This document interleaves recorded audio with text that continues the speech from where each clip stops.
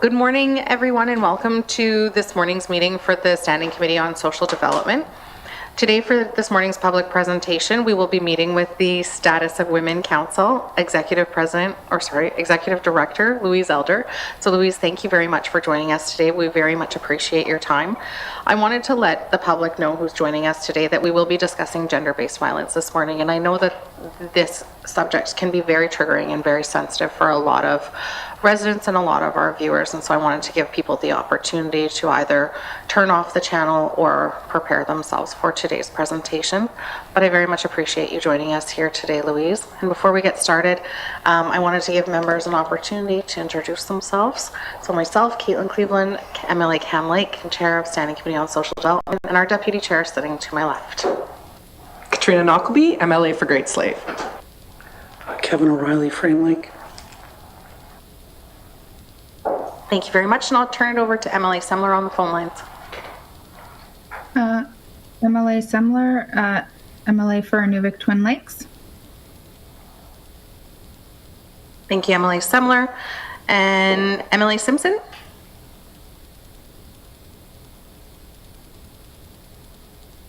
Our audio sometimes can be kind of difficult on the phone lines. Also, we have MLA Simpson on the phone this morning, and MLA for Hay River South. Thank you very much for joining us again, Louise. Taylor will be advancing the slides for you this morning, so anytime you'd like her to advance them, just let her know.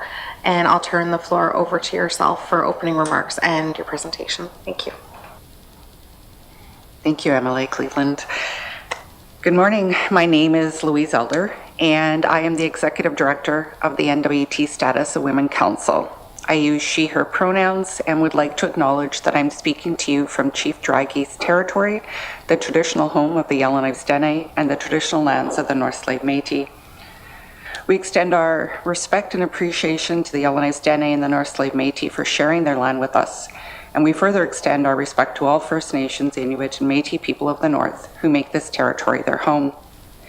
In 1990, the Status of Women Council of the Northwest Territories was created through legislation, and we continue to function under this act and remain focused on advancing equality in the territory. Accordingly, our priorities have been empowering women to pursue leadership, addressing violence against women, and responding to emergent gendered issues. So I'd like to thank you for the opportunity to speak to you today, and wanted you to know that our request to present to this committee about gender-based violence came out of a recent board meeting, as we are concerned that gender-based violence has not received the attention and resources it needs due to the many pressing issues and challenges facing our society and decision makers. The pandemic caused much uncertainty and stress. It reinforced silos and walls, while the shadow pandemic of gender-based violence persists. So we wanted to reconnect and present relevant information and recommendations to move forward in a collaborative and constructive manner.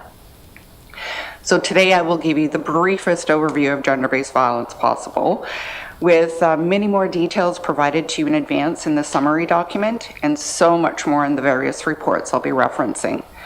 I will also be highlighting some of the Council's recent recommendations to improve the services for those experiencing gender-based violence, to address the stigma, to break the cycle, and to support healthy people and safe communities. Now, before we proceed, and I wanted to thank MLA Cleveland for also raising this, the information I'm presenting may trigger psychological distress. So we encourage you to leave if you need to and to seek support. We have a Help is Available webpage that's accessible from our main webpage that identifies local services and crisis lines.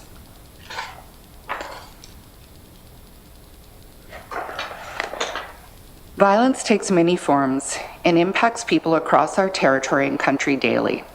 Gender-based violence is violence that is committed against a person because of that person's gender identity, gender expression, or perceived gender. It can take many forms, including physical, sexual, psychological, economic, cyber, and societal violence. Women, girls, and gender-diverse people are disproportionately impacted by GBV, and the NWT consistently has amongst the highest rates in Canada. So we rely on the GBV reports issued by Statistics Canada, which are informative, but you'll see in the documentation and throughout the presentation, they don't always map neatly together. So there are still gaps in our knowledge. Stats Canada uses police reported data to issue annual reports, which includes information specific to the NWT, which is very helpful. They also conduct a Canada-wide survey every 5 years to collect data directly from people, as they recognize that not everyone reports to the police. In fact, most gender-based violence is neither reported to the police, nor do people who experience it reach out to specialized services for help, and this is often overlooked, this second point. So we at the Status of Women listen to people who share their experiences and concerns with us, and we are also in a regular dialogue with relevant community partners, pretty much on a daily basis. Family violence has been a primary focus of collective efforts in the NWT for years. It is any form of abuse, mistreatment, or neglect that a child or adult experiences from a family member or from someone with whom they have an intimate relationship.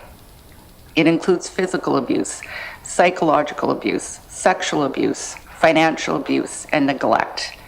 According to the most recent StatsCan report that we have accessed, and it's for 2019, females accounted for 68% and males accounted for 32% of the people experiencing family violence in the NWT.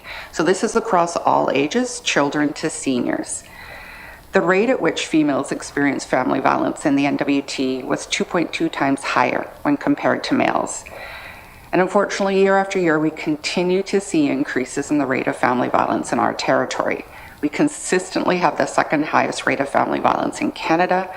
And in 2019, the rate was 9.9 times the national rate, which just speaks to the needs and the trauma, and that this is a very difficult form of violence to impact. A physical assault is the most common form of family violence, except when we're looking at seniors, and that's where financial abuse is the most common form of family violence. So these high rates of family violence are sad, they are unacceptable, and they are alarming, as experiencing or being exposed to family violence can have significant short-term and long-term traumatic impacts and so many costs that are personal, societal, and economic.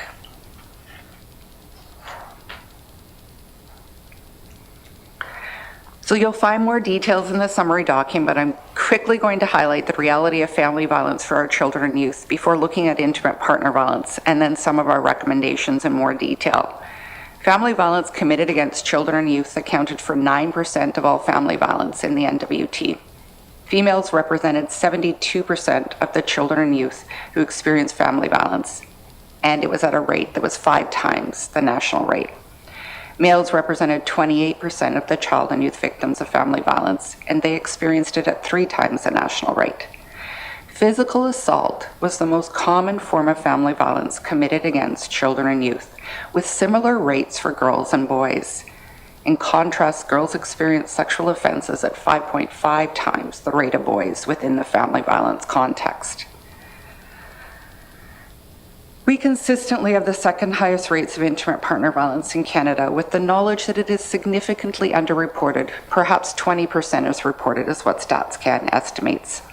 It accounted for 88% of all police reported family violence in the NWT, with 79% of the victims of intimate partner violence being women and 22% were men. That's also a fact that's often overlooked. 21%, sorry. Because I need to get bifocals and I haven't yet. Women were more likely than men to experience both physical and sexual assault. And it also should be noted that women experience the most severe forms of intimate partner violence, such as choking, being sexually or physically assaulted or threatened with a weapon, and significantly higher rates than men. And they are also significantly more likely to be victims of intimate partner homicide than men. 80% of the victims of intimate partner homicide are women. Now that's a national stat. Sometimes we can't break it down into NWT because they haven't pulled it out. So this data clearly indicates that women and girls experience higher rates of family violence than men and boys, while at the same time bringing it to our attention that men and boys are experiencing it too. And then when you look at the context, our services are primarily for women and children. Just something for us to bear in mind as we move forward. Wanted to highlight a few more relevant reports so that we realize that sexual minority women and sexual minority men experience higher rates of intimate partner violence than their heterosexual counterparts. And another research report, it was released in the last couple of weeks, and it indicated that shelter use, which I believe we all know, declined during the pandemic across Canada, except in the Yukon and Nunavut, while crisis calls and demands for services outside of the shelters increased. And this finding was further reinforced by a recent NWT report that highlighted a general increase in EPO applications in the NWT. One of the things that people need to realize, or we try to impress upon people, is an EPO, it's an emergency protection order, which is a court order specific to family violence only. They're a short-term legal tool to help someone be safe from their abuser, because they include conditions that are enforceable by law. They are not a guarantee, and they're not a solution. So as an abusive partner may ignore these conditions. Rather, it's a safety measure. So the messaging that's out there needs to be clear, because there's been a lot of misunderstandings about what EPOs apply to, and they're often presented as a guarantee, but they are a safety measure. They're a court order. And there was some more information within the StatScan shelter use report that we wanted to highlight because it was most informative. So the snapshot data taken in the NWT in April, was it April of 2021, March of 2021 must have been, identified the types of abuse the residents of the shelter had experienced. 100% identified psychological abuse, 96% identified physical abuse, 20% identified financial abuse, and no other form of abuse, including sexual violence, could be statistically identified. The top challenges identified by women staying in the shelters across the 3 territories were first, and I think this will be no surprise to anyone here, the lack of affordable long-term housing. And then in equal measure, mental health issues and substance use issues. And the 4th challenge was underemployment and low income. Now, we've included comparative data to national challenges because it was most informative. Believe it or not, the lack of affordable long-term housing, the rates were higher in southern Canada as a challenge than they were in the territories, which was surprising for us, but it's still the most significant challenge identified. Now, before we look at more statistics, we wanted to review some of our family violence related recommendations. As many of you know, we conducted a research project in the NWT directly with women with recent lived experience of intimate partner violence. Based on these interviews, we identified our findings and 21 recommendations to improve services for women experiencing intimate partner violence, to address the associated blame, shame, judgment, and stigma, and to break the cycle of violence. These 21 recommendations were captured in our report, We Hear You, a call for caring co-action, which was widely circulated in the summer of 2020. These recommendations can also be found in the summer report. And I'm going to quickly highlight a few to you because we don't want you to lose sight of them. Recommendations 5 and 6 are a call for shelters or safe homes in every community and increased availability of second stage housing, public housing, and affordable housing, as we know this need exists, and we want to prevent women and their children and men from returning to their abuser out of necessity for shelter. Recommendation 8 speaks to the importance of specialized training, trauma and violence informed training, intimate partner violence training, to which we add specialized sexual violence training, to service providers to help them to do their jobs better, to reduce the potential for harm and re-traumatization to their clients during service interactions, to support their healing and recovery, to help keep staff healthy, and to perhaps rebuild trust in the system. Recommendation 9 further identifies the need for specialized responses to intimate partner violence, which we will revisit when we look at sexual violence. There is a specific knowledge and skill set required to provide responsive and appropriate services to people who've experienced intimate partner violence and/or sexual violence. So we continue to encourage the GNWT to fund specialized response services to better meet these needs, which is further articulated in Recommendation 10. We have continued to call for a child and youth advocate, as we are the only jurisdiction in Canada to not have one, and we believe the need is real, and we can't understand why that office wasn't put in place years ago. We have heard rumors that the GNWT may be moving this forward, but we've had no formal communications to date. Public awareness, education, and prevention efforts are critical to addressing intimate partner violence and all forms of gender-based violence, to engage the public, including men and boys, to make the necessary attitudinal and behavioral changes to create safety for all. And of course, it almost goes without saying, but we need to state that the social, political, and economic empowerment of women and girls is essential to address the root causes of violence, to prevent violence, and to advance equality.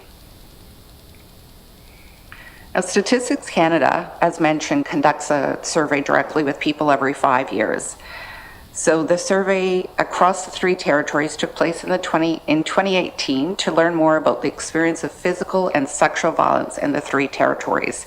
And there's a lot of data in this report, so we're just going to pull out a few bits that we learned. 52% of women and 54% of men in the territories reported having experienced physical or sexual assault at least once since the age of 15, which speaks to the normalization and prevalence of violence in our territories. Women in the territories are 3 times more likely than men to have been sexually assaulted over their lifetime, and this held true when we looked at NWT specific data too. Men are 1.3 times more likely than women to be physically assaulted over their lifetime. StatsCan then pulled out data specific to each territory, which indicated that since the age of 15 in the NWT, First Nation, Métis, and Caucasian women reported similarly high rates of physical assault, and First Nation and Caucasian women reported similarly high rates of sexual assault.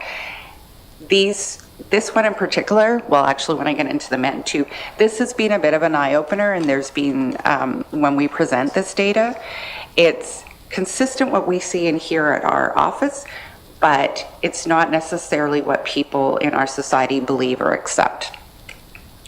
First Nation and Caucasian men reported similarly high rates of physical assault, and Caucasian and Métis men reported similar rates of sexual assault.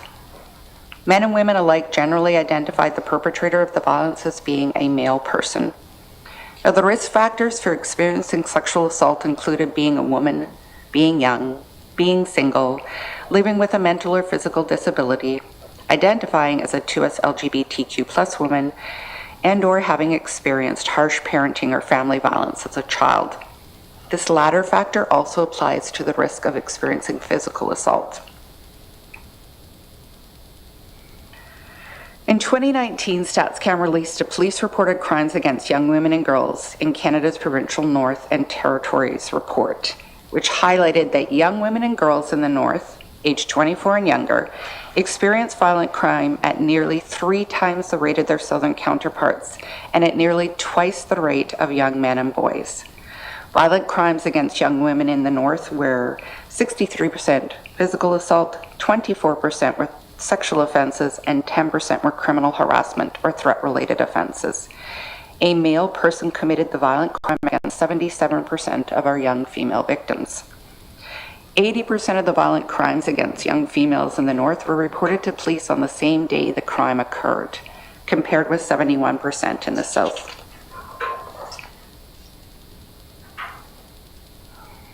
Sexual violence in the NWT. This is the last GBV I'll touch on this morning. The NWT consistently has amongst the highest rates of sexual assault in Canada for both self-reported data and police-reported incidents. The rate of sexual violence in the NWT in 2020 was 7.3 times the national average and the second highest in Canada. Being a woman is a risk factor for experiencing sexual violence in the NWT, with the following women experiencing higher rates of sexual violence since the age of 15. 63% of 2S LGBTQ plus women, 62% of women who experience childhood violence, and 51% of women with a physical or mental disability. StatsCan has estimated that only 6% of sexual assaults are reported to the police. Based on this data, 100% of sexual assaults in the NWT in 2020 would equate to 4,117 sexual assaults, or 11.3 incidents per day. This is a shocking number with significant traumatic impacts. Before speaking to our recommendations to improve the system response to people who've experienced sexual assault, we wanted to highlight reporting and seeking help, as once again there are misunderstandings in our collective knowledge around this behavior. According to self-reported GBV data for the territories, about 1/3 of those individuals who were physically assaulted and 13% of those individuals who've been sexually assaulted indicated that they had reported the most serious incident of assault to the police. Most people who experienced assault also did not seek help from the specialized services, which are defined as victim services, shelters, crisis lines, counselors, social workers, psychologists, various support centers, and support groups. There are many reasons that people do not report violence to the police and do not seek help from the formal system, and they were identified as follows. The person who experienced the incident considered it to be too minor or not of a criminal nature. No one was harmed or no harm was intended. They did not feel they needed this service or that the service was for them. The belief that the incident was a private, personal nature, shame, and a fear of blame and judgment, and a fear of or lack of confidence in the legal system in its entirety. That includes the court system. Now, seeking help outside the defined specialized services does happen. 82% of women who've been sexually assaulted and more than 90% of women who've been physically assaulted turn to other people in their lives to confide in. And these other people who are identified as friends, family, and others such as a doctor, nurse, lawyer, elder, or priest. And about 80% of men who had been physically assaulted also confided in such other people in their lives. Now, in the interest of time, I'm going to skip through a little bit of the data. It is in the report we provided to you. And yes, thank you. We've made a number of recommendations in recent years to improve services for people who've experienced sexual assault in the NWT, which include, one of the very first recommendations we made was for the creation of a specialized RCMP sexual assault response team. Now, this could be combined with a specialized response unit to intimate partner violence, sexual violence, and child abuse, and we hope the GNWT is going to move forward on this recommendation. Specialized sexual assault services along the continuum, up to and including a sexual assault center, specialized counseling services, and guaranteed access to free legal advice. A sexual assault investigation review committee, which you probably know, it has been established. The RCMPG division has been leading this. It started in 2019, and we meet twice a year to review files.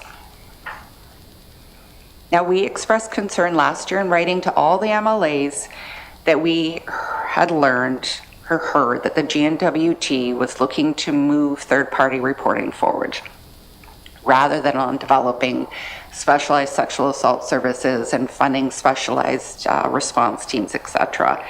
So this led us to reiterate our recommendation that the GNWT prioritize providing these specialized services for survivors of sexual violence and to develop the continuum of specialized services. And this continues to be our position, and I'm certainly willing to discuss that once we're into questions to explain why we've set this as a priority. There are only 2 jurisdictions in Canada that do not have specialized sexual assault services, to the best of our knowledge, and that's the NWT and Nunavut. And those are the 2 jurisdictions in Canada with the highest rates of sexual violence, so it makes absolutely no sense other than our limited resources and our geography. But there are ways we need to address that. It's also somewhat surprising that the only entity actually moving forward with a specialized approach to sexual assault is the RCMP.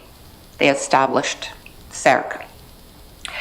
This year, there'll be officers undergoing sexual assault investigation training, and not only are they undergoing national training, they chose to develop one specific to the G Division, which is the NWT, because of our unique circumstances and resources. And they also have the Internet Child Exploitation Unit, which consists of 5 officers and a civilian analyst. So we're hoping that the decision makers will look at that unit as a model to develop a specialized response unit to IPV, sexual violence, and child abuse.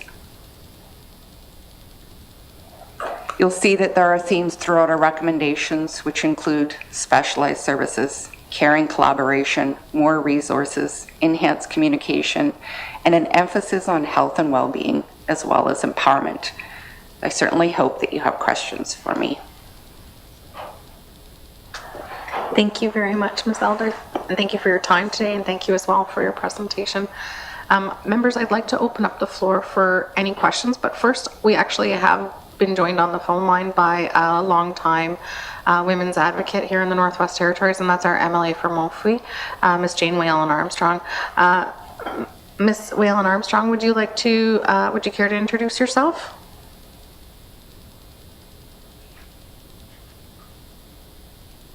Yes, Jane Whalen Armstrong, MLA for Montfouille. Thank you. Thank you, Emily Whalen Armstrong. So members, I'd like to open up the floor for questions or comments for Ms. Elder. Members who would like to start today? Emily Knockleby.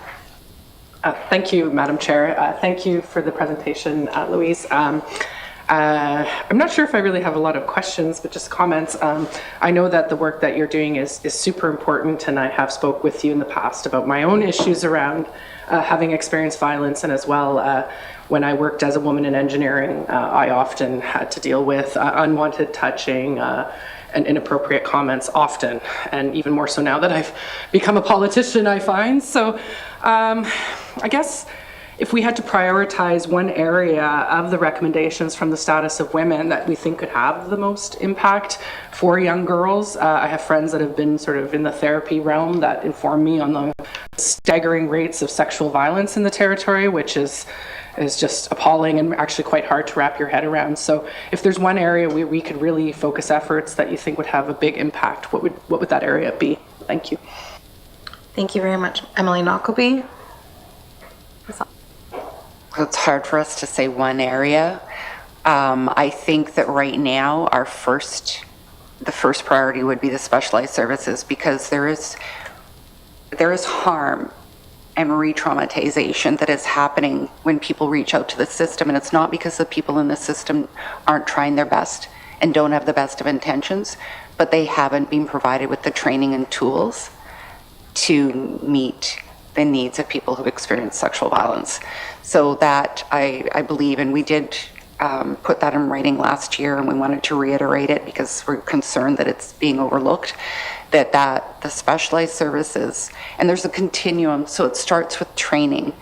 So as I say, the RCMP are moving forward. One of the victim service staff person and myself are doing specialized training through the Alberta Association of Sexual Assault Agencies. So we'll be completing that this Wednesday. And so the training so that we can better meet the needs. Many of the others are more long-term goals, creating the lasting change to stop this from happening. And, creating response teams. They are a specialized service, so they would fall within that. Thank you. Thank you very much, Ms. Elder. Emily Knockleby.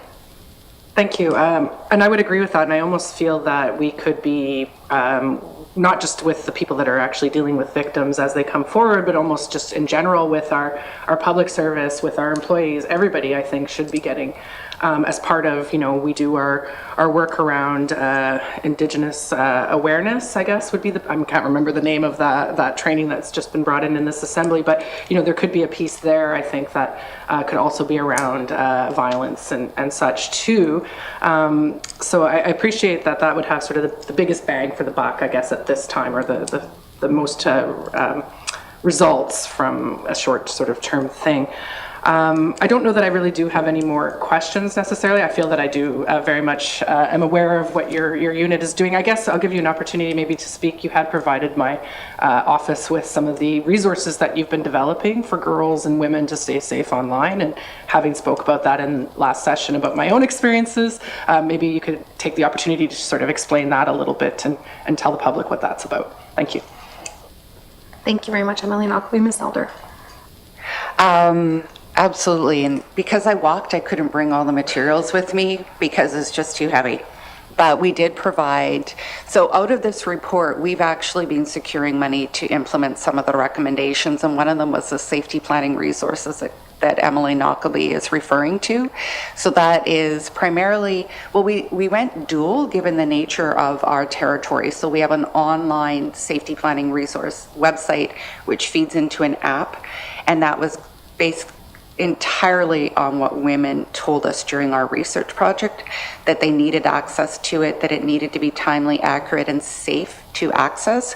So it primarily focuses on intimate partner violence, family violence. We did go further into family violence. We also looked at campus safety, and there's a little bit around sexual violence. We've actually submitted a funding application recently to develop specific cyber safety resources, because we know that need exists, and our safety planning resources, given the boundaries of the funding and we worked within the parameters of looking specifically at family violence. We have a follow-on project to that I can't yet announce, but the need is just so great, and it has to be customized to the NWT because our circumstances are unique. We don't have a sexual assault center. We only have 6 family violence shelters. So these services aren't readily available. We have fly-in, fly-out communities, and the list goes on and on. We have communities without in-person services at all, really. So that was why we had to develop it specific to the NWT. Now, going back to the specialized services and the broad training, we fundamentally believe that people who interact in trauma and violence-informed approaches. And so we're developing a resource and training right now as we speak. And we actually got an extension because the project grew so much to be able to better meet the needs of the NWT. So it's federally funded, came out of our research project, and so it is focused on responding to gender-based violence. It's kind of the baseline. It's not specialized in terms of intimate partner violence or sexual violence, but it is that baseline of being trauma and violence informed. And the guide, it'll go out as both a physical guide across the territory, and then we're actually working on developing online workshops to make it accessible, because we can't go to every community and people can't, they're so busy, we have such limited resources that they can't necessarily carve time out to sit down with us for a full workshop, whereas they can work through one online during their own time. And so that was an evolution through the consultations and just being able to use the money very carefully, the funding. What else have we developed? We developed the Changing the Lens and Language Around Violence resources, because how we talk about violence impacts our attitudes and behaviors. And so it was a learning even for us as staff. We developed it in-house, and we've distributed that across the territories too. And it's violence is so normalized in our society, and in particular in the North, that we don't necessarily realize how we may be contributing to it, or just ignoring it, or not acknowledging it, or not knowing what to do as a bystander. So that the health has a program for the bystanders. Gracious, I'm trying to think what else we might have We have an economic abuse and workplace sexual harassment project too under both. The workplace sexual harassment project is federally funded. It's our biggest project. It's territorial wide, and we've been creating all sorts of resources and should be traveling to communities this year. It was impacted by COVID. Should be traveling to communities throughout this fiscal year to deliver the workshops and information sessions. The economic abuse project is in much earlier stages. It's in the research stage right now. We hired a research team for that one.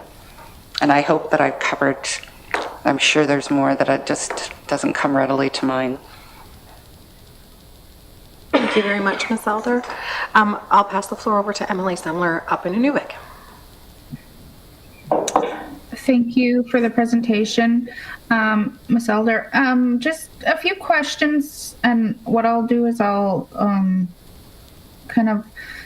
I'm not sure if within the presentation or within the study that was completed, it's been a little while since I've reviewed the statistics. And what I wanted to know was the Indigenous versus non-Indigenous. And one thing that we talk about a lot at the Legislative Assembly with the MLAs is small community, regional center, capital. What are the statistics in, like, by breaking those down?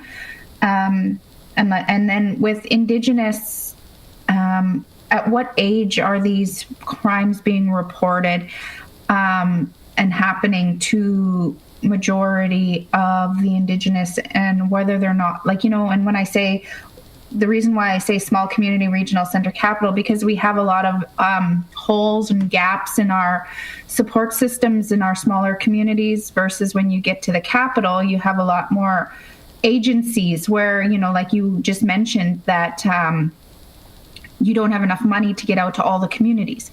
So, you know, all those statistics would be great. And then, you know, from my past experience working in the school, and, you know, and even talking about, there is a curriculum that education has on healthy relationships, and it talks about abusive relationships and unhealthy relationships and positive relationships, but it's not, and a statistic on how often is that curriculum really being taught, especially in the small communities, would be significant, because we can always, you know, one thing that I say is government is great at saying we have all this stuff, but do we have the people actually teaching it? Because from my experiences, I've had young, you know, even when I was a school nurse, young couples, you know, teenagers in high school that were in abusive relationships. And, you know, and like you just finished saying as well, and I said it even at when I testified in the inquiry, is that we as Indigenous people have normalized it. We silence it. We don't want people to know, where it's shameful that we're allowing this to happen to us, or we don't know any different because we see it in our homes and constantly. So the other concern I have is that it's not the Indigenous people that are creating education policy. And so another experience that I've had is that when we want to do something earlier, because we see, say, it's young Aboriginal girls being abused, and we want to get to them by teaching them and educating them with prevention, it's non-Indigenous families and people who are more vocal and saying, you can't do this with our children, you know, you can't expose them to this, which we're not exposing them, we're giving them tools. We're giving them tools to protect themselves. So I know I had a very loaded lot of comments and questions in that, but I know Status of Women can't do that on their own, but how are we also partnering with these other government departments to work together? Because that's what we keep saying, is we need people on the ground, and then we need government to work together and not in silos, and do what we need to do. We need to decrease these stats. We need to provide the tools to our young girls and young men so that we don't have the highest rates of family violence in Canada. Thank you. Thank you, Emily Semler. Ms. Elder?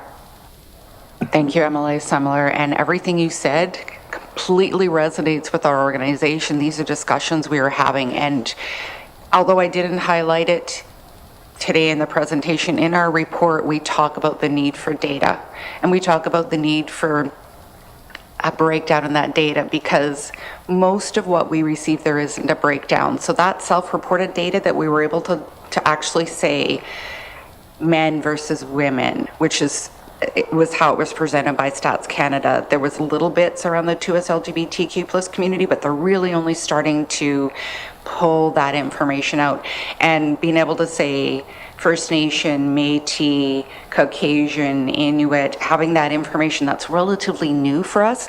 We don't have the breakdown. We're constantly asking for that data and for it to be more detailed, because we need that detail to really understand who needs our help most, how to target that help, how to create materials. So another very small project that we just put in a funding application for is specific to creating some Made in the North resources for healthy relationships. So when you talk about the curriculum, that's actually on our radar too. We're going, okay, so we use the 4R relationships. It's evidence-based, it's out of Ontario.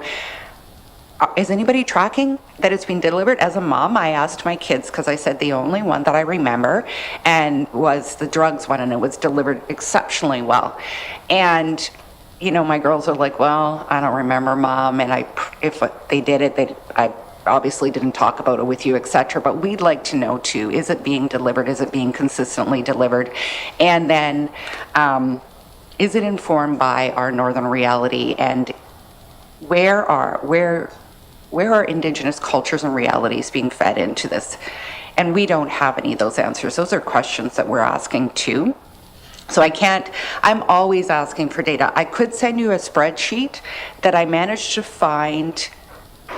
I can't remember if it was NWT Bureau of Stats or Stats Canada, but it broke down police reported crimes by community. And so we used that to help inform a support letter we wrote for for an Indigenous government that was seeking federal funding specific to family violence. So I could certainly offer to send that to you. I can't recall the specifics off the top of my head. And I don't think it broke down the types of police service calls by community. It was more, wow, look at how high they are for this community and for that community. You know, it reinforced what we'd already heard anecdotally. But I could certainly send that to you. It's a public document, and what I did is I just took a couple and created new columns to drill into the detail a bit. And the normalization of violence, we are certainly aware of. I think you've met our board members, and our board members usually, given that we have regional representation, and the women that are interested in participating, usually our board is predominantly Indigenous, and we talk about the normalization of violence. We talk about the code of silence. We talk about the shame. We talk about not knowing any differently, which is part of why we're now looking at, we're trying to develop these practical resources and just step into healthy relationships to talk about, this is a healthy relationship, this is not a healthy relationship. We found Southern resources we believe could be modified to the North. So if this funding application that I sent in on Friday isn't successful, we're just going to find money elsewhere. Yes, I'm wish I had answers for you. Your questions and your comments are very consistent with ours, our board members, and us as an organization.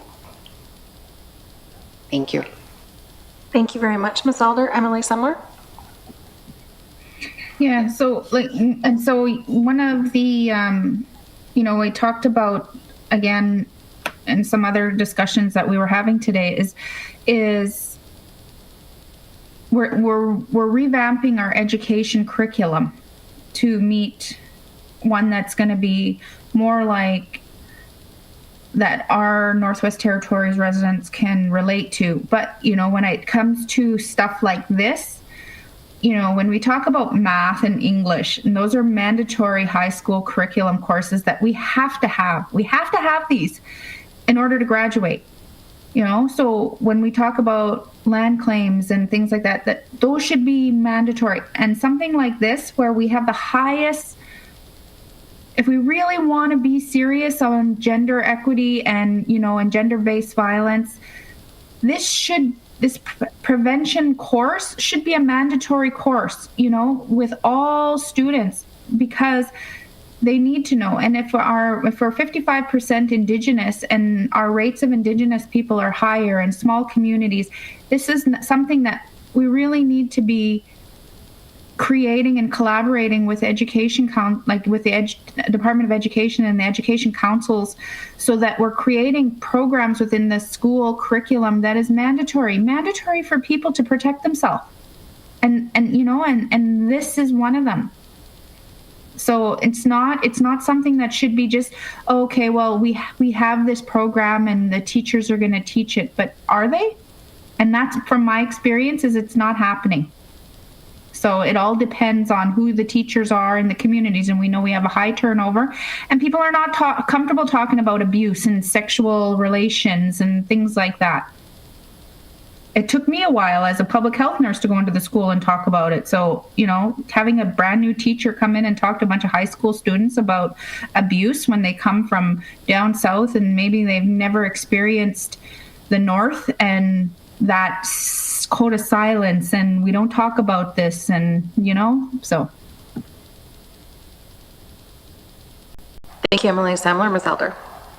To pick up on that, in my previous job, I was on EC committees where we were looking at the whole healthy relationship curriculum, because we need to support the development of healthy people to have healthy relationships, healthy behaviors, safe communities. So our board, at our recent board meeting at the end of March, they directed us to take a look at we haven't been involved, but to get involved, to reallocate staff resources to get involved in the modernization of the Education Act. And the healthy relationship curriculum, yes, there is a fine line between what we expose our children to and, you know, our comfort levels, but we can take a strength-based approach, and that is being done elsewhere, where we're focused on these are healthy behaviors, these are healthy relationships. You can still talk about unhealthy relationships, and these are the materials that we're looking to develop in a manner that I think parents would be comfortable. But I love that you stated that you went in and spoke in the schools as a public health nurse, because that's something that I think that we need to look at, is who is presenting this information. And I say that after reading one of my daughter's papers that she wrote. She specifically looked at this. It was for a health science or her psychology degrees, I forget which one, but they were looking, so it's like, who is comfortable presenting this information? Who knows the materials? And so I think that, you know, we'd like our school system to look at what information's being presented, making sure it's age appropriate. Emotional intelligence and healthy behavior can start in pre-K. There's no reason why not. We want to grow healthy people, and those materials exist elsewhere. Other jurisdictions, other countries have been doing it for years. So it's a matter of prioritizing it and saying, you know what, it's as important as math and English and whatever other skills or courses you want to talk about. So yes, our board did identify it as a priority area for us, so we will be getting more involved. And it probably would have to be mandatory, but bringing in a public health nurse is great for talking about some of these. It's a great option for talking about some of these more sensitive topics that are really more in your area of expertise than, say, the teacher who's there all the time. And students might be more open to that presentation when it's someone like a public health nurse. Thank you, Ms. Elder. Next on my list, I have MLA O'Reilly. Thanks, Madam Chair, and thanks, Ms. Elder, for your presentation and everything the Status of Women Council does. I have a couple questions. Whatever happened to the Coalition Against Family Violence? Is it still going? And, you know, who are the partners in that? And what work are they undertaking? I'll start with that one. Thanks, Madam Chair. Thank you, MLA O'Reilly. Ms. Elder. Thank you. The Coalition Against Family Violence has continued. The YWCA secured federal funding for an advocacy coordinator position who facilitates that. So the membership, it would be best to check with them because it's somewhat fluid depending on who is available. We've been doing it via Zoom, so that way it's been territorial wide. We've talked a fair amount, or like one of the topics that came up recently were court orders, just given all the different misunderstandings around what court orders are applicable, how you can access them, the transition from an EPO to a longer-term court order, and more. So that's one of the ones that I can think of off the top of my head. We also, I mean, we talk about the challenges facing people experiencing violence on a regular basis. Gracious, I was actually wondering, because I think the last meeting I participated in was February, and I can't recall. It would be best to, I would suggest that you follow up with YWCA. I can tell you that we have decided to move forward with a sexual violence collective. We're the one entity that is specifically funded to address sexual violence through the federal government, and that's our workplace sexual harassment project. But we're not the only entity that is either conducting research, developing resources, or listening to and referring people who've experienced sexual violence to the services that exist, or confirming that they don't exist. So that we hope to get up and running in May. The sexual violence, oh my goodness, what was it called?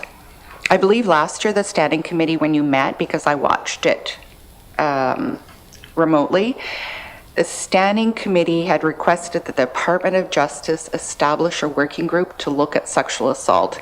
That working group, we had some preliminary discussions with the staff person with the GNWT, who then transferred to another department. So that working group hasn't got off the ground, but we have continued to talk to Justice, we have continued to talk to Health, and the NWT guidelines. That's something else for us to keep, their guidelines for the sexual assault examination kits has been part of our discussion with Health, because we weren't at the table, and we should have been at the table, one, when they were developed, and two, every time they've been revised. And we're asking they've been very open to that dialogue, but we're asking to actually sit down and have a face-to-face now that we're emerging out of COVID. So yes, we're looking to pilot and grow the sexual violence collective. And we say it's a collective because it's to come together to share and to learn from one another and to figure out how to move forward. But the sexual assault working group, I think was the title, has not yet moved forward. I have a meeting, oh goodness, next week with the relevant entity, and I guess we'll see where that's at. I hope that answers your question. Thank you very much, Ms. Elder. Emily O'Reilly. Yeah, I know, thanks for that. I'm glad to hear that the coalition is still going in one way or another. I guess I was on the website while you were talking a bit, status of women, and I can see that there's lots of resources that are available that you've started to put together through the website. Is there some, like, is there an inventory of services or, contacts for people in communities so that they can better access some of the resources that you've talked about here? Thanks, Madam Chair. Thank you, Emily O'Reilly. Ms. Elder. The GNWT maintains, I think they call it a service directory, but I don't know if anybody would be able to find it. We get a copy of it. And in all honesty, there's just, navigating the system is so challenging, and that's part of what we and others like victim services and the shelters, ICM, the police, healthcare, we're all doing bits and pieces, counselors, because it is our responsibility to do that. And it is something we maintain. A help is available specific to family violence. We maintain a help is available page that goes out every year with our family violence resource kit. It's also available on our website, and we've actually actually growing some of those resources because of the calls we would take from people saying, I don't know who can help me. So you'll see that we have on our website, help is available, and it breaks down. And it's to ensure that people, and it may only be a crisis line, but it is a crisis line and there's somebody there 24/7. So and which makes it accessible from the communities too. And also people who don't want to go in person to an office. I mean, we have to realize that there's a lot of different comfort levels that we're trying to meet different needs. So we do maintain those 3 web pages, and our safety planning website has a whole page dedicated to where literally if you're on your phone you can just click the number and it'll call. So it is something that that we and others do. Unfortunately, we can't get into the complexity of the NWT is such that we don't know by community who's doing what. And so, you know, we'll refer someone to victim services or the shelter or the police who might have a better idea, but no, you know, it makes us think, and I believe we put it in our report that a navigator of some sort would be a very helpful position, but I think it would be challenging for them. But at least they'd be dedicated to doing that would be their whole job. We do it off the side of our desk and we do it by specific projects or like family violence. We check it every year. We actually we put out a call to all the organizations to confirm the contact information. Do they have any suggestions? We phone every one of the numbers to make sure that they're still, because they change all the time. So we do that as part of our Family Violence Prevention Month initiative. And then for sexual violence, you'll see that there are some contacts. They're generalists. There's no specialized service that we're aware of. And we created that page, oh gracious, I can't recall, about 2 years ago, but we will be launching a Sexual Violence Awareness Month this year to create greater, and it's social media, so it does have limited reach, but to create, to share information and create greater awareness. Thank you, Ms. Elder. Emily O'Reilly, that was your second. You're good? Okay. I'm going to turn the phone line over to Emily Whalen Armstrong. Thank you, Louise. Thank you for the presentation. Yes, it's I know there is a great need for a lot of the services that you talked about, that you mentioned, and there is a lot of great awareness that needs to be done as well.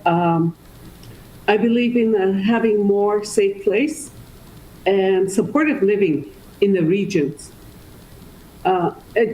Because it is greatly needed. And I just want to say thank you for all the work that you are doing, and other organizations as well, the nonprofit organization like the Friendship Center and the Native Women's Association of the NWT, for all the good work that you guys are doing, working with the families, the girls and women. And it would be nice to see more of the services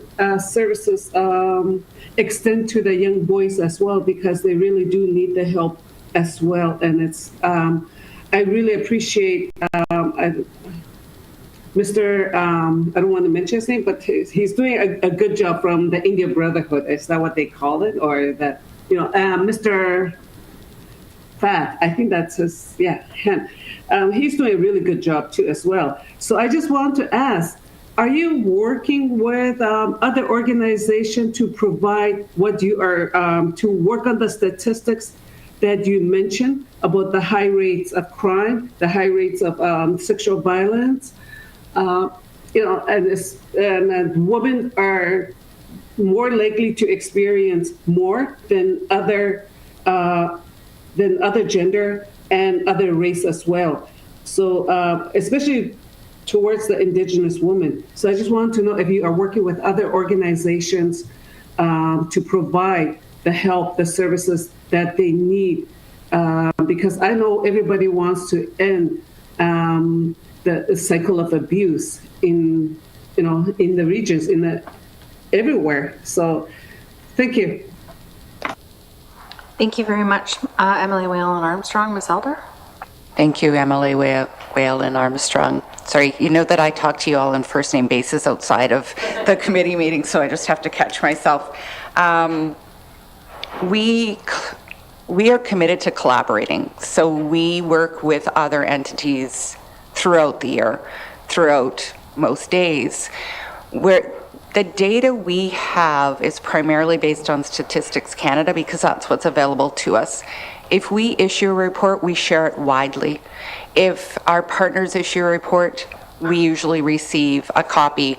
Getting data is a huge challenge and it's a huge frustration for us. We would like the government to provide us, and all levels of government, to provide us with timely and accurate data. And it's something we often feel we're chasing down.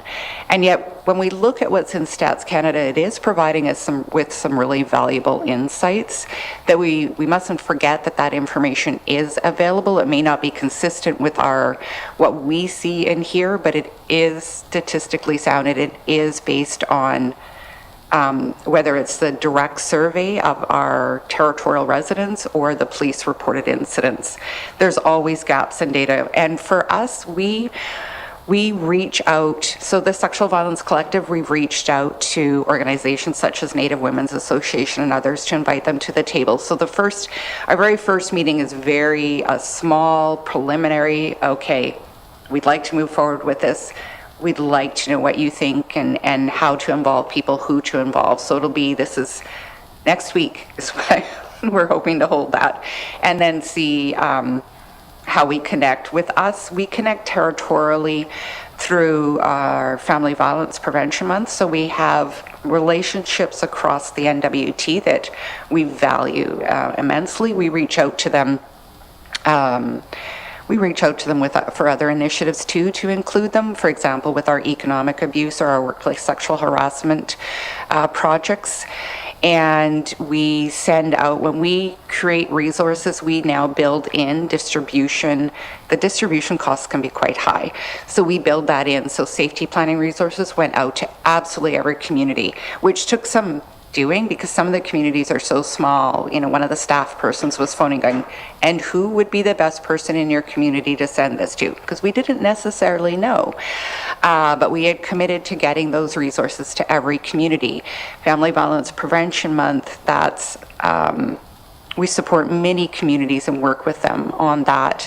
The trauma and violence informed approaches, we hope to get those resources out to every community once again, and we built that into the budget. One of the reasons we were able to pivot with COVID as well as we did was that we already had these relationships that were virtual, and we already had a virtual presence. So it wasn't that we had to go out and buy cell phones. Yes, we should replace and modernize our website, but we had the website and we had Facebook and things like that. We have a 1-800 number. So do we want to see more services throughout the territory? Absolutely. And in particular, when we look at we are as an entity talking about how we can reach young men, and boys, they're not necessarily our primary, they're not identified in our act, but we firmly believe that we will not advance equality and create safe communities if we're not working with everyone. So the Little Healthy our trauma and violence informed approaches is designed for all genders. Same with the Changing the Lens and Language, same with workplace sexual harassment.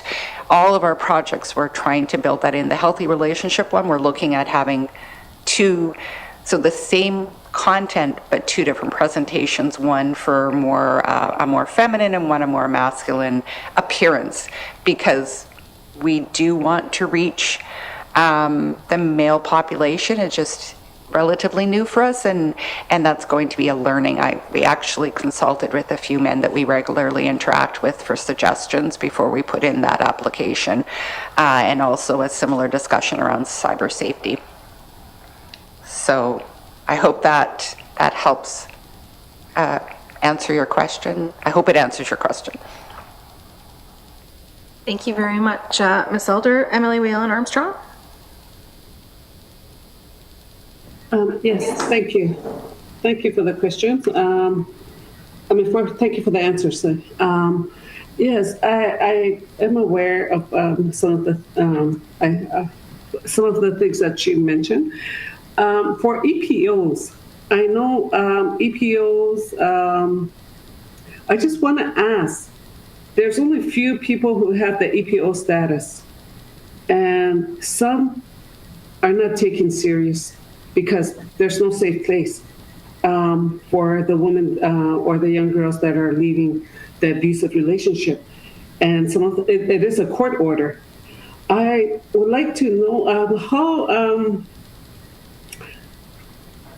how can we go about getting EPO status for like the NWT Native Women's Association, Victim Services, and the Victim Services in the regions as well, because they know the people. And there's a lot of places in the NWT, in small communities, we do not have a lot of services, program and services available to us, and everything is out of Yelnik.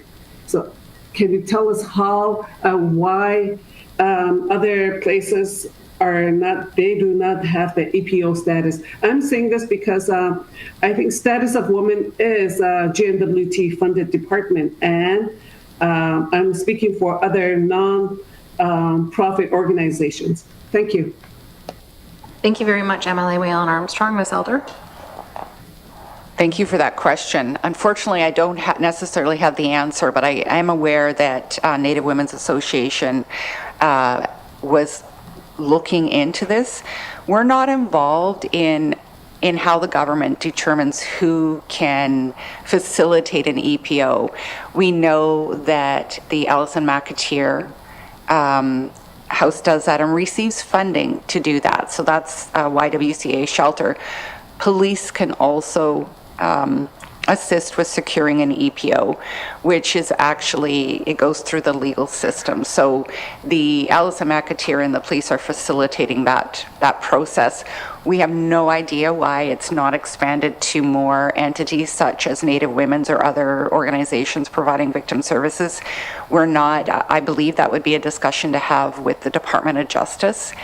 And beyond that, I couldn't answer your question other than we need to also build awareness around the other types of court orders and ensuring that the response to a request for an EPO is the response is timely and accurate, and that the condition, that there are conditions that are enforceable included on those EPOs, and I could go on and I won't, but we made a submission to Justice around EPOs to improve that process. And in terms of safe places, we are on record, and I'll reiterate it, that we believe there should be a safe place in every community. YWCA has federal funding and is working on that. And it is true, when there isn't a safe place to go, where do our women of all ages, where do they turn to when there isn't a safe place in their community? And they may not want to, nor should they necessarily have to leave their community to be in a safe place. So, I mean, we've advocated for that for years. We wrote a support letter to help the YWCA secure the funding. We put it in our report, and it continues to be our position. Thank you very much, Ms. Elder. Next on my list, I have Emily Knockleby. Thank you, Madam Chair. One thing when I've been listening to this conversation that sort of struck me was how often you've mentioned that you had to apply for funding for your projects. So this may not be necessarily about gender-based violence, but more about the status. What percentage, I guess, of your time and efforts, or even if I'm looking at your budget, and you can be very rough on this, would you say that you're actually just spending time looking for money to do your projects versus actually doing your projects? Thank you. Thank you very much, Emily Knockleby. Ms. Elder? Thank you, Emily Knockleby. I don't necessarily have the answer for you because it depends. And my board recently asked me this, a similar breakdown of how much time we spend tracking finances. And because we are a small entity, so it is challenging for us to manage all of those administrative duties. It meets the accountability requirements of being a public agency, which are higher, to the best of our knowledge, are higher than if we were a nonprofit society or charity, and I've worked for both. And we continue to, so there's the looking for money, but the reporting on the money, the reporting has grown and grown and grown. So we keep trying to say, Do you want us to do the work to advance equality, or do you want us filling out more forms and more reports and more accountability frameworks and more and more and more? And so realistically, that lends itself to, well, it indicates that we don't necessarily have sufficient staff to do the looking for money, the reporting on money, all the accountability frameworks, which, by the way, apply to us as a nonprofit arm's length public agency. We are not a GNWT department. We're not GNWT employees. We don't receive the, we're not in the system where we would receive a commensurate salary and benefits. We don't have a pension, things like that. So there is some misunderstanding out there that as a public agency, we're the same. Department of Finance treats us as the same as a GNWT department, but we're not in terms of our actual reality. So I can't give you an answer other than I would like to have a full-time dedicated person. And it really depends if we have projects secured or if we're trying to secure money, because in order for us to function, we have to have project money to meet our operational expenses. Our core funding doesn't meet our operational to exist expenses. So I can't break down more. Most of my Saturday afternoons often are usually around HR and finance, and I chat with the bookkeeper regularly throughout the week, and we all have finance duties as staff. They vary depending on which staff person. We were able to secure enough project funding to create a fourth position, and a lot of the duties in that position have to do with finance and project support. Thank you very much, Ms. Elder. Emily Knockleby. Thank you, and I may not be super knowledgeable on how you differ versus, say, an NGO and such, but one of the conversations we've definitely been having on this side of the house is that stabilization of funding year to year to year, and then as well too, like just how you've answered shows me.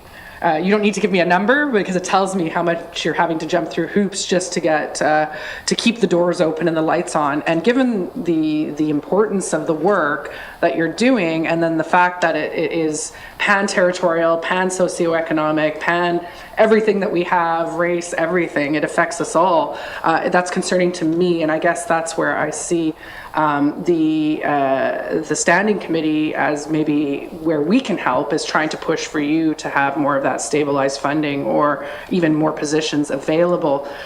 Realistically though, to me, I think that it seems, just to put a number on it, that you're maybe sitting at like 20% of really what you actually need. And I guess that's my question is how far behind really are we? How underfunded is this work? And I know that you'll, being passionate about the work, you'll probably have, we could have tons of money to do many things, but I guess I'm trying to see is where can we ask for money that would then turn around and be helpful to the status? Thank you. Thank you, Emily Knockleby. Ms. Elder. Wow. Okay, we could probably talk at great length about it. One of the things that we've pointed out to the GNWT is with the creation of the Gender Equity Division. So we were hived out of the GNWT, and our funding was not maintained at a level commensurate with being a GNWT department, and GNWT salaries, benefits, the operational costs alone. Operational costs are covered in the GNWT. They're not. We bear all those, and we have to administratively manage all of that too. So we look now and go, there's a gender equity division, and there's a status of women, and we need to clarify our respective roles and responsibilities. But their pay is greater, their benefits are greater, their operational costs are covered by the GNWT. Could we do more? We could always do more. We are fortunate, though, as a public agency, we have had contribution agreements since we were hived out. And the latest is one for 5 years, same as Native Women's Association. We both have a 5-year. The reality of those contribution agreements, though, is that they don't necessarily, especially given the current level of inflation, they are frozen each time we sign one. So we were told that we could run the numbers and go back to the GNWT and make an argument for securing additional funds. We haven't done that at this time, because we've worked a lot of this into our projects. So right now we're I think more of our funding right now is coming through projects than from our contribution agreement. I'm pretty sure if you look at the most recent budget, it might be a 60-40. So we have really made a concerted effort to secure project funding, and in particular to get into some of those longer term projects so that it's not a 3-month project where you're just racing through it and throwing something out, but to have, say, the workplace sexual harassment, the economic abuse project, the trauma and violence informed, those types of projects make a difference to organizations like ours and all of the others. That is something that's come up during the coalition discussions that you may or may not be aware of, is just this constant submitting annual funding applications for Family Violence Prevention Month when we've done it for 22 years. To have to submit that every year is a little bit frustrating. It honestly is. And every organization that we've spoken to experiences similar challenges. And it's actually in research that the gender-based violence sector, if you look at how the reality of those that are in the public sector roles, such as the police, paramedics, and some of the staff that interact with provide gender-based violence services versus all of us that are in these nonprofit entities, we are not similarly resourced. There is that, and it ends up being a gender pay gap because more often than not you see women in these nonprofit positions and men still statistically are more likely to be the police officer, the paramedic, the firefighter, those types of the community safety officers. Really good article about community safety officers this morning. I won't go there today, but I'll point it out. Thank you, Ms. Elder. I'm going to turn the floor over to Emily Whalen Armstrong. Thank you. I just wanted to say, because I already mentioned his name is Mr. Michael Fatt. He works with the Crazy Indian Brotherhood. I think it's a good organization. We need more people like him who's doing all the frontline work, working with our vulnerable people on the streets. And I do agree with what my colleague said about the gender-based. It should be a mandatory in school because Northern Study is already a mandatory subject, and it doesn't cover the gender-based,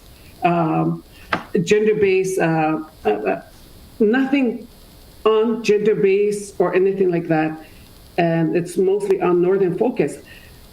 But having this part of our curriculum and having somebody like with Mr. Michael Fatt experience, who has a lot of knowledge, who has a lot of experience. I'm just using him as an example, and compared to someone coming up north with little or no life experience, with just fresh out of university or with master's degree or in the psychology, with whatever background.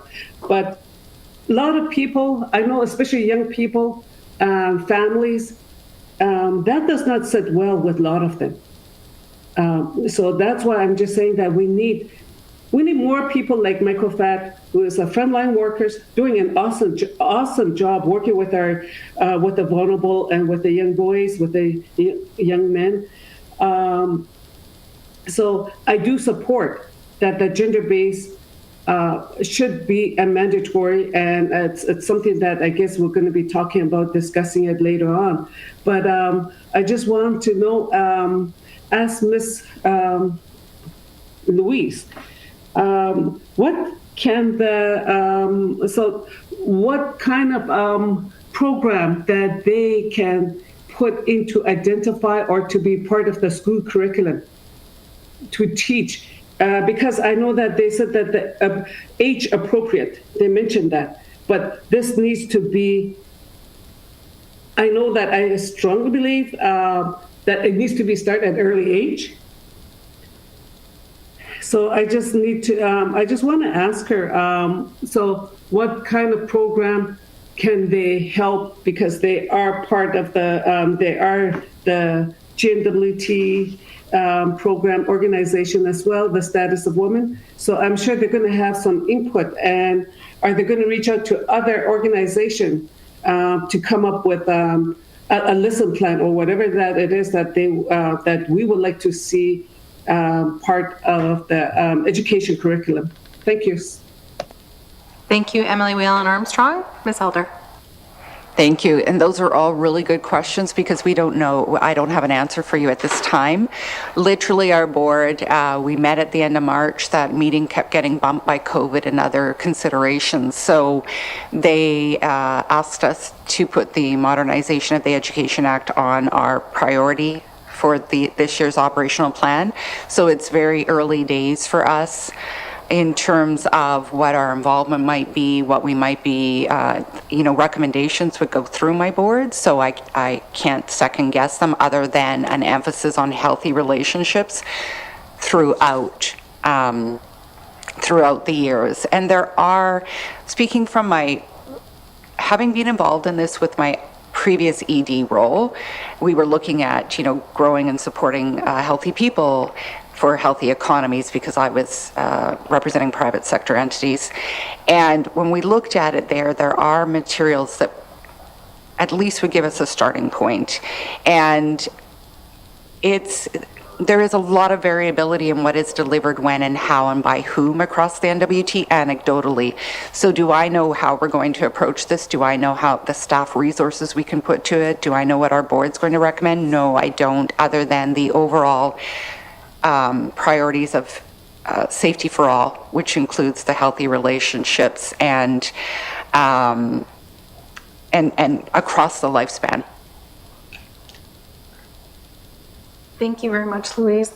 And I know that I think that we have found a topic that committee is very interested in, and I know that this is one that committee members have talked a lot about, both on the floor as well as to yourself over the course of our assembly. So I want to thank you for your time again today, and I know that we look forward to continued conversations with yourself on status of women and a continued relationship, because as you say, that's what it's all about, and relationships in the North are so important for getting this important work done. So thank you so much for your time today and for answering all of the questions from committee.